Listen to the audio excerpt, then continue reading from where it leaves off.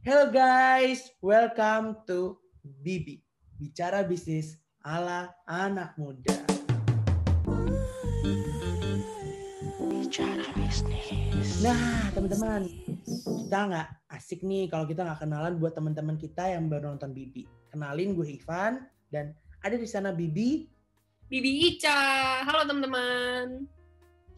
Oke, hari ini kita bakal bahas apa, Cak? Hari ini, seperti biasanya, topik-topik bicara bisnis itu nggak pernah ada yang basic gitu. Hari ini kita bakal bahas mitos bisnis. Mistis nggak ya?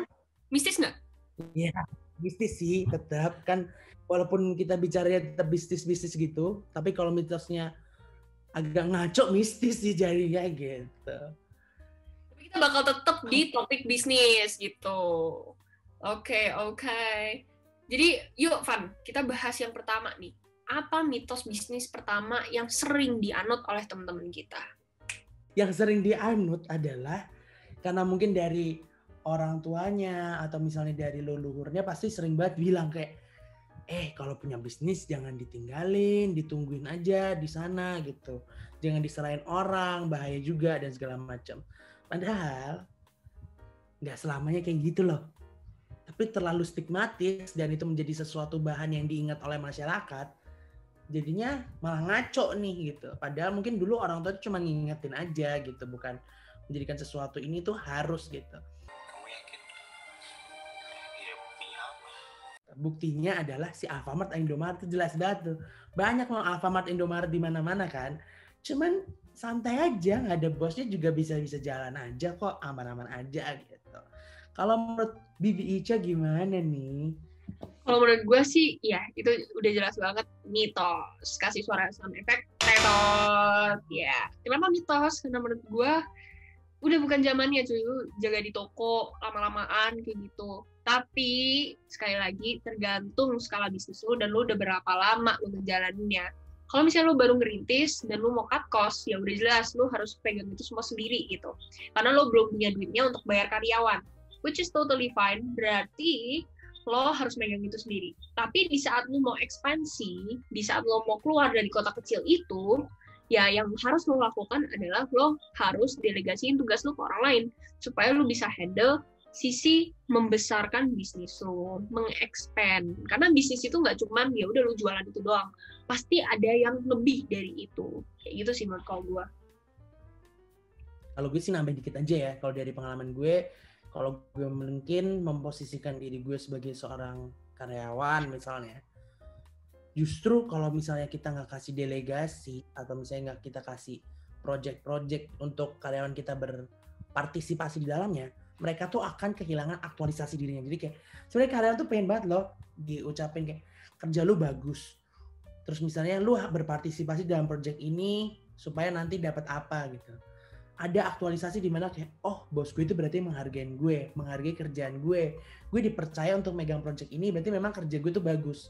Itu sebenarnya adalah bentuk aktualisasi diri dari sisi karyawan. Jadi kita menanggapin hal itu ya kita harus percaya, kasih delegasi pekerjaan ke mereka sebagai bentuk kepercayaan kita dan bentuk dari memang si pekerja kita ini kerjanya bagus gitu. Dan kalau misalnya memang punya karyawan yang kurang, ya udah cari lagi gitu yang lebih bagus gitu. Dan selalu ingat, a happy employee is a wealthy company. Karena mereka itu anggapannya kayak gear yang bikin perusahaan lo jalan. Jadi lo juga harus menghargai dengan memberikan delegasi pekerjaan dan juga bonus, reward. Kayak yang dibilang oleh Kak Joshua di talk show kita, Bangun Bisnis Siapa Takut. Cak, kalau kayak gitu, berarti yang pertama jelas banget mitos. Oke, kalau gitu yang kedua apa? Yang kedua, semua orang, nggak semua orang, ding. Orang-orang terlahir menjadi pengusaha. Lo setuju nggak dengan statement atau penggunaan kata terlahir? Gue enggak. Itu tetot banget sih kalau di. Kenapa? Karena gue, gue bukan berarti menganggap itu salah dan segala macam. Gue menganggap itu jelas salah sih.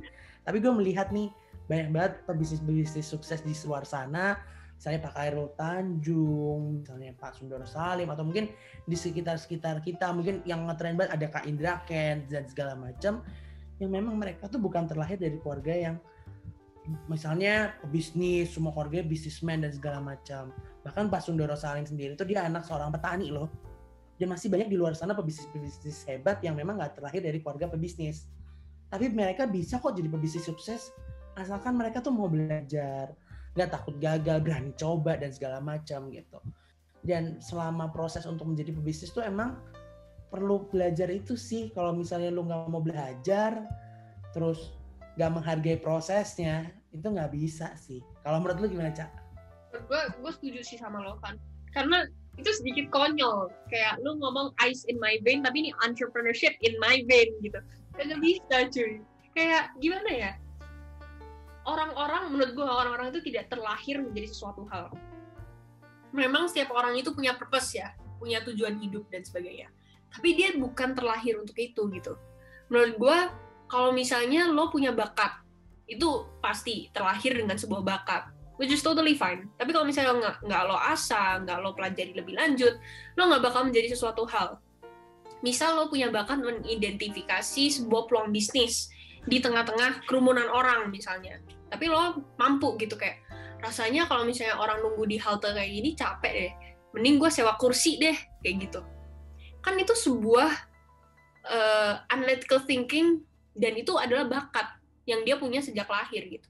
Tapi analytical thinking tersebut sebenarnya bisa diasah supaya nanti akhirnya lo menjadi pengusaha. Jadi lo terlahir dengan bakat untuk menemukan peluang bisnis, tapi bukan terlahir untuk menjadi seorang entrepreneur.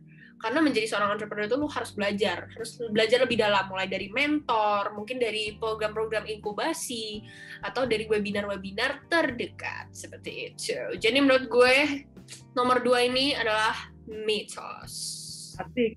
Udah 2 mitos yang udah kita jawab ya. Sekarang mitos yang ketiga nih, Cak. Mitosnya apa coba? Mitos yang ketiga dan yang paling ngakak sedunia. Gue sampai dalam hati ini ketawa gitu. Bikin bisnis itu semudah membalikan tangan. Yes. Menurut lo gimana, Van? Gue udah nafsu banget pengen jawab nih, oke? Karena kayak lu kira kalau misalnya orang bikin bisnis semudah membalikan telapak tangan, semua orang udah jadi pebisnis, men. Dan kayak di Indonesia aja angka entrepreneur tuh masih dikit banget gitu. Dan kita perlu itu sebenarnya, kita perlu sosok entrepreneur yang bisa membangun negara ini. Kalau semudah membalikan telapak tangan, Indonesia tidak dalam kondisi yang kayak gini gitu. Udah maju, dunia juga udah kayak isinya orang kaya semua gitu. Tapi enggak ternyata. Dan memang bikin bisnis itu enggak semudah itu. Memang perlu yang namanya riset, perlu yang namanya riset pasar nih, riset untuk pemasarannya mau gimana, konsumennya gimana dan segala macam. Bahkan untuk menciptakan munculnya sebuah ide, Cak, itu kan effort ya. Kayak udah effort terus habis itu mikirin segala macam, itu tuh prosesnya panjang. Nggak semudah itu. Kita harus handle A, B, C, kan nggak mungkin tuh semudah itu. Kalau menurut lo gimana? Menurut gue pas ngomong mitos itu kayak, yoi bro, sekarang gue tajir, kayak gitu. Kan itu kayak ngepet ya, teman-teman. Sorry banget nih, bangun bisnis itu nggak kayak ngepet. Karena ya jujur aja ya, seperti yang Ivan tadi udah bilang, bangun bisnis itu sebuah proses di mana banyak perintilannya gitu.